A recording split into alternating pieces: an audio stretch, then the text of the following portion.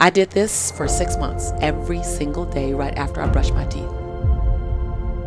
It's a conversation to heal a broken experience. And it's investing in your breathtaking future. It has the capacity to buy anything you want for your future. You are only going to go as far as you think you're worthy. I can push, you can have the greatest product, but if you don't feel worthy, you will work hard to sabotage that relationship. You don't know you're doing it. Right. You don't know you're doing it. You just think these are the things I need, and you're driving that guy away. You're driving that woman away because your self-worth says they weren't going to stay forever anyway. Or self-worth around money. You have a cap that you feel like you're worthy of $1 million. You will always get to $999,000 and you will stop because your self-worth says it. So enrichment is number one. I did this for 6 months, every single day right after I brushed my teeth. And it's the ICU exercise. And you get in the mirror now. It's not necessarily simple because you're dealing with yourself. Of course. You get in the mirror and you complete 3 different sentences. You want to write this down. The first sentence, you look at yourself and you say your name. So you say Lewis, and you complete this as I'm proud that you. And find 7 different things every day to celebrate yourself for. 7 different. Each day you can do the same thing you did the day before, but each day do 7 different things to be proud of. The second sentence is going to knock you down a little bit. It's going to come from your gut. Lewis, I forgive you for. And cut the shackles to blame, shame, guilt, regret, and anger. In that sentence, you cut those 5 shackles. Not the first day, maybe not the 3rd day, but by the 21st day, by the 13th day, you'll feel some relief. So, Lewis, I forgive you for. And go back 5 years, 15 years, 20 years. Do that. I forgive you for that thing don't nobody know about but you. Go ahead and cut those shackles. Because if you can still think about it, it's still in your energy space. Yeah. And then the 3rd sentence is, Lewis, I commit to you that. Before you make a commitment to anybody else throughout your day, you make 7 commitments to you. So the first sentence is, I'm proud that you're celebrating yourself first.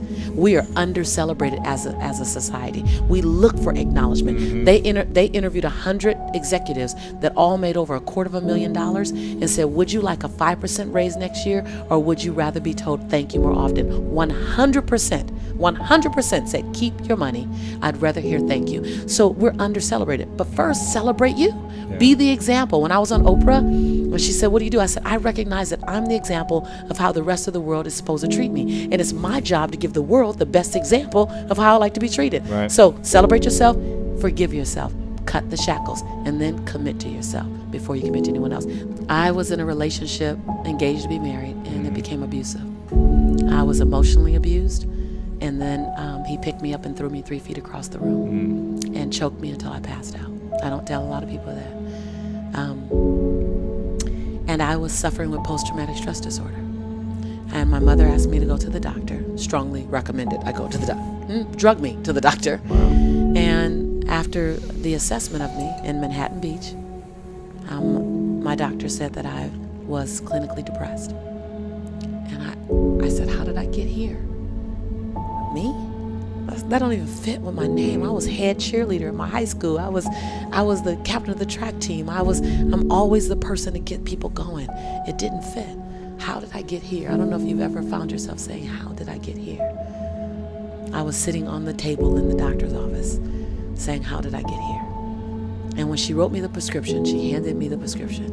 And I read the prescription and it said, Lisa Nichols, Prozac. It was like I was looking at a foreign statement, my name and Prozac.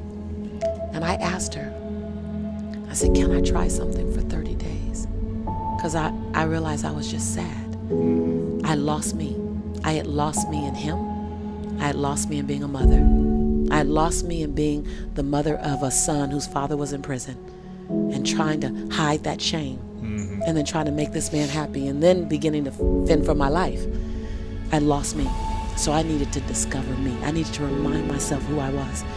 And so I just realized I didn't celebrate me. I was beating myself up. I was really mad at me. And I was showing up for everyone else. So I just made up these sentences. And I did it to rescue myself, to turn my crawl into a walk. And I ultimately was able to turn my crawl into a walk, and my walk into a run, and my run into a soar. But it started as a crawl. So I don't offer the how I got to that exercise often unless someone asks. Thank you very much, You're welcome. my darling. Thanks for sharing. And opening up. I've long since learned 4 things. To me, this is the road to true freedom. I have nothing to prove. I have nothing to protect. I have nothing to hide. And I have nothing to defend. That your perception of me after I tell my truth is actually none of my business. My perception of me, that I go to bed as whole and complete as I woke up. Before I check how many likes I have on Facebook, that I like me first. And every other like is bonus. There you go. Like it. That was a long road to get to. Long road. Long road. When I live like I'm forgetting, you have to have accountability partners stashed in the corners of your life. And you have to give them an assignment on your high day. You have to give them an assignment on your high day. If I look like I'm slipping, well, my ego's in the way. Remind me of the man, of the woman I said I wanted to be. Don't let me off the hook for the 2020 version of me. Relationships are going to define the quality of your life. When you're on your bed on your last days, you're going to want to know who's going to be around you. Bottom line, you're not going to care about another podcast. No. You're not going to care about another sponsor. I'm not going to care about another book or the freaking New York Times best. It matters to us now. But the relationships in your life are going to determine the quality of your life. And so mind your relationships. And so in the book Abundance Now, I teach you how to heal broken relationships that matter to you. How to get back level set. I give you this great tool called it's a conversation to heal a broken experience. So it's called a communication charter. I use it in my company. I use it at my house. And so just is about how do I keep great relationships. And then the third area is engagement, work engagement. You're going to spend so much time in work, and we're so emotionally attached to our work, and most of the time people are attached in such a dismal way that why would you have that dismal energy around something you're going to spend so many hours in? So I teach you how to shift your energy toward your work so that you no longer look at it as your work. Now it's no longer your JLB. Like everyone in my community, everyone in my tribe, they no longer say they have a job. They say, I have an investor. And when you look at your job as your investor and you really rename it as your investor, and it's investing in your breathtaking future, it has the capacity to buy anything you want for your future if you mind your money right? It can buy your freedom. And all of a sudden you start treating your investor better and you're more excited about going. Matter of fact, you're grateful. Fun. You're grateful for your investor. Doesn't feel like work. Man, my investor was LA Unified School District. That was a hard place to be when it was a job. I'm just telling you. But as an investor, for 3.5 years, I wrote myself a check. And I put in the memo line, funding my dream. I didn't even know what the dream was. I wasn't even clear. I just knew whatever my dream was, it was going to cost some money. And I needed to pay. And I need to have some money to pay. And that if I was going to ask other people to invest in me, I had to be my first investor. Who am I to ask someone to put money my way when I didn't put money my way? So I wanted someone for them to match. Just match my investment in me. I got 10 in. Can you put 10 in? I got 20 in. Can you put 20 in? And so when you look at your job, your work engagement as an investor into your breathtaking life, all of a sudden there's a different energy around it. And then the last one is money endowment.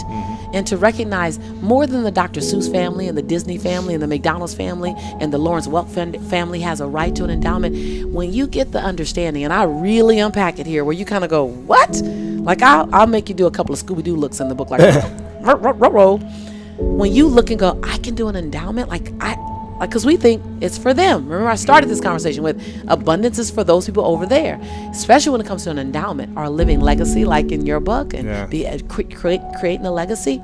To recognize that, wait a minute, there's a Lewis endowment and a Lisa endowment and a Don and John and Tanya endowment and fill in the blank here endowment. And I need to live my life to set up my endowment. All of a sudden, you become responsible for generations to come. Responsible for changing the trajectory of your family's life. That's some bold stuff. When in your lifetime, you do a needlepoint move for your family. In my lifetime, I was able to do a needlepoint move for my son. Like he's a Nichols child. He's one of many Nichols men. But that's a Nichols man who now knows what it feels like to cook in Italy and in Tuscany and in Florence and in Venice and in Rome. That's a Nichols child who knows what it feels like to go surfing on the Gold Coast of Australia. That's a Nichols child who understands what it feels like to stand on the tallest mountain in Africa. like his life. I asked him this morning, I said, Jelani, can you, when you get married and have children, can you stay in California so mommy can really see her grandchildren? He goes, well, Mom, that's kind of restrictive. It's restrictive to stay in big California. It's like, Mom, it's kind of, because he knows the world. Yeah. His paradigm shift has occurred. He won't ever live like another, and he'll take everything he's learned and expand the Nichols male child experience. So in my generation, in my lifetime, I was able to change our family experience for him. And so I believe that we have a right to look at our legacy and create a living legacy